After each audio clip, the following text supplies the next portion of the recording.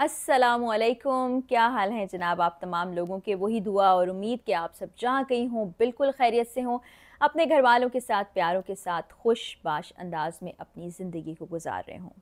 आज की वीडियो में हम बात करेंगे डॉक्टर आमिर लियाकत मरहूम की, और वीडियो में जो कुछ है वो आपको बताऊंगी कि किस तरह बुशरा इकबाल साहिबा, जो उनकी साबिका अहलिया हैं जिनसे उनकी पहली शादी हुई थी, उन्होंने किस तरह से एक नोटिस सोशल मीडिया और चैनल्स को भेजा है। साथ ही साथ दानिया, जो कि डॉक्टर आमिर लियाकत की तीसरी बीवी और साबिका ही हैं, लेकिन वो कहती हैं मैं बेवा हूँ, अब वो शादी भी कर चुकी हैं। वो हकीम जो है, उनका नाम अजीब सा है। उनसे उनके मुतालिक क्या चीज़ें सामने आई हैं। लेकिन एक शेर मेरे जहन में गर्दिश कर रहा है जब से मैंने ये ख़बर सुनी है, जब से ये चीज़ सामने आई है। शायर कहता है कि मेरे कत्ल के बाद उसने जफ़ा से तौबा, हाय उस ज़ूद पशेमा का पशेमा होना। जब डॉक्टर साहब हयात थे तो मुझे याद है कि उन्होंने कितनी मुश्किल देखी आखिरी दिनों में। उन्होंने रोते हुए वीडियो पैगाम भी जारी किया। वो बच्चों से मिलना चाहते थे, बात करना चाहते थे। उस वक्त कोई उनका साथ देने को तैयार नहीं था। यही दानिया थी जिन्होंने उन पर इल्ज़ामात भी लगाए, किस किस तरह की बातें की कि मैं उनके साथ नहीं रहना चाहती, मैंने अलहदगी के लिए खुला दायर कर रखी है। और फिर उनकी वीडियोज़ जब मंजर आम पर आई ना, बर्दाश्त नहीं कर पाए और फिर एक रोज़ वो इस दुनिया से ही चले गए। उस वक्त तन्हाई का शिकार हो गए थे डॉक्टर आमिर लियाकत मरहूम, और तन्हाई बहुत तकलीफ़ दे चीज़ होती है और उनके लिए जानलेवा साबित हुई। तब डॉक्टर आमिर लियाकत को कोई ओन करने को तैयार नहीं था, अकेला छोड़ दिया गया था सबकी जानिब से। और आज वही सब उनके प्यारे हैं, वही सब उनके जाने के बाद केसेस भी फ़ाइल कर रहे हैं, उनके बारे में उनके हक़ के लिए बात भी कर रहे हैं, उनके साथ गलत हुआ ये भी कह रहे हैं। तो ये आप तमाम लोगों के लिए, मेरे लिए, हम सब के लिए एक लम्हा फ़िक्रिया भी है कि जिस वक्त इंसान ज़िंदा है, आपके साथ मौजूद है, उस वक्त उसकी कदर करें। उसके जाने के बाद फिर पछतावे ही रह जाते हैं। तो जनाब, अब हम आ जाते हैं उस ख़बर की जानिब जो आज की वीडियो में आपसे शेयर करनी है।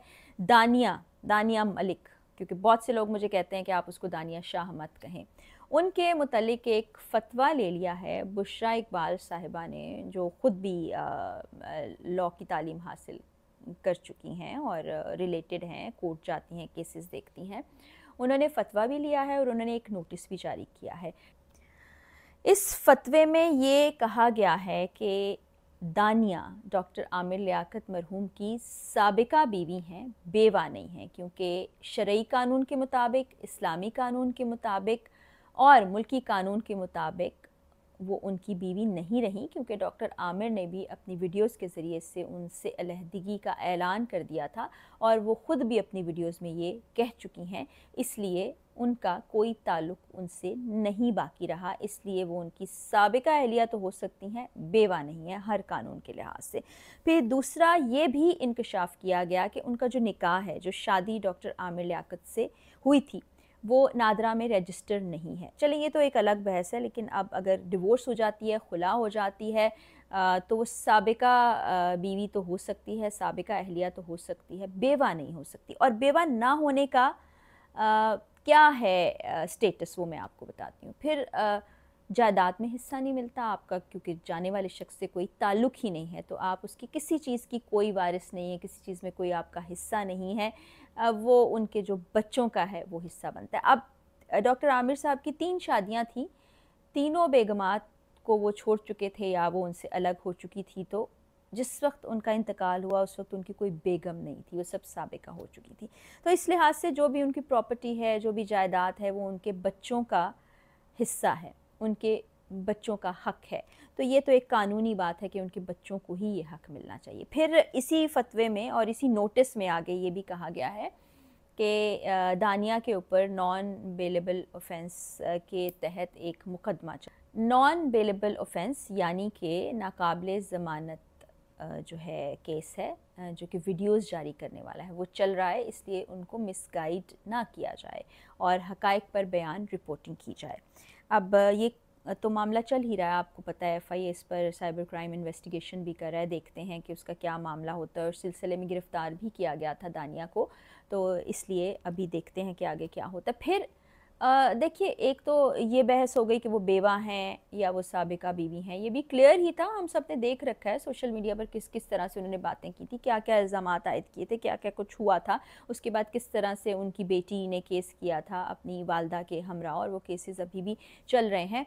अब दानिया ने शादी कर ली है। दानिया ने, वो हकीम शहजाद, मुझे नाम याद आ गया, हकीम शहजाद, वैसे तो उनको एक उर्फ़ आम में अजीब से नाम से ही पुकारा जाता है, तो उनके साथ शादी कर चुकी हैं वो, काफ़ी अरसा गुजर चुका है अब उस शादी को भी। तो उसके बाद तो बिल्कुल ही जायदाद में हिस्सा नहीं बचता। जायदाद में हिस्सा उस वक्त बचता है जब आप बेवा होते हैं, यानी कि उस शौहर के इंतकाल के बाद आप उन्हीं की बेवगी में अपनी ज़िंदगी गुजार रहे हैं। तो इस तरह से भी अब दानिया जो है, उनका कोई हक नहीं बनता डॉक्टर आमिर लियाकत की जायदाद के ऊपर। तो ये वो नोटिस था जो बुशरा इकबाल साहिबा की जानिब से सोशल मीडिया पर जारी किया गया। आप मुख्तलिफ़ प्लेटफॉर्म्स पर देख सकेंगे कि उन्होंने ये नोटिस जारी कर दिया है।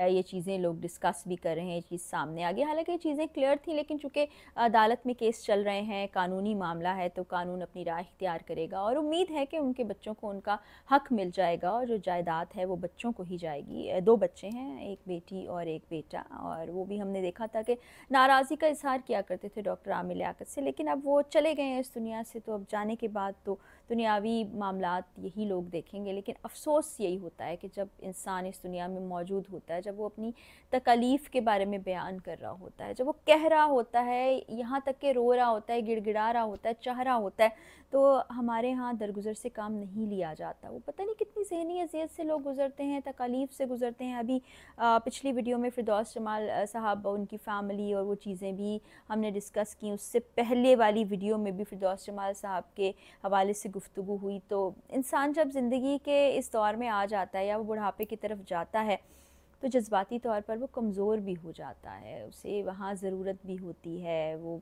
बातें भी कुछ ऐसी कह जाता है जो नागवार गुज़रती हैं। लेकिन दरगुज़र करना ही तो रिश्तों की एक खूबसूरती है।